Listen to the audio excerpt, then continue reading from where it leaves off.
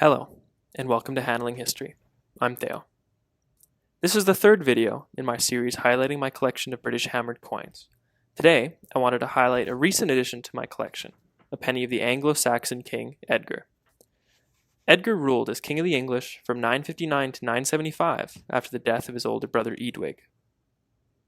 Edgar's reign constituted one of relative calm following the upheaval endured during the Viking invasions of the 9th and early 10th century, and which would soon again accelerate under the rule of his son, Ethelred II. Edgar used the peace to oversee further consolidation of the Kingdom of England begun by his forebears during the first half of the 10th century.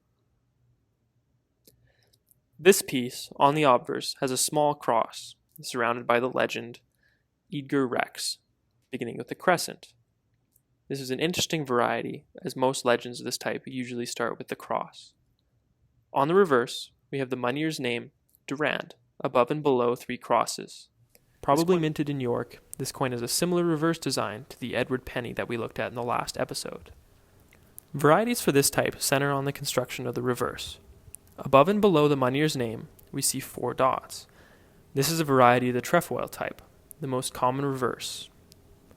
Typically, this reverse has 3 dots above and below. This really just highlights the roughness of minting during this period, and the variation of legends and slight differences within types that you can assume were all minted at roughly the same time. Organizing and classifying all of these available types is real gritty work for the numismatist.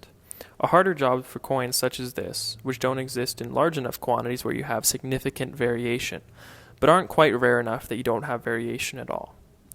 For other more distinct varieties of the Edgar small cross, there is a rosette type with a grouping of 6 dots above and below, which fetches about a 20% premium to the trefoil type.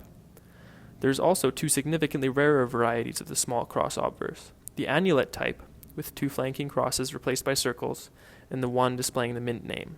Both are significantly more scarce than the above. The pennies of Edgar are slightly more difficult to come by than his successors in the later 10th and early 11th century.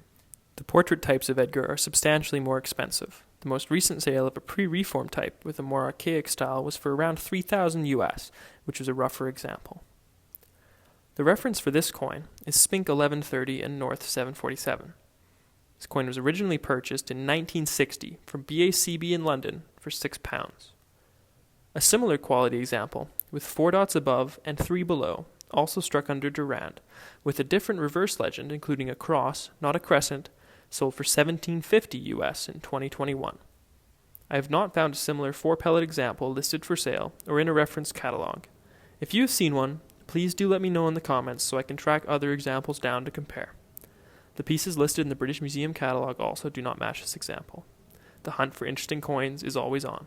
Thanks for watching. This is the 3rd episode on my collection of British coins. If you enjoyed, please check out my other videos and don't forget to subscribe. This is Handling History, and I'm Theo. See you in the next video.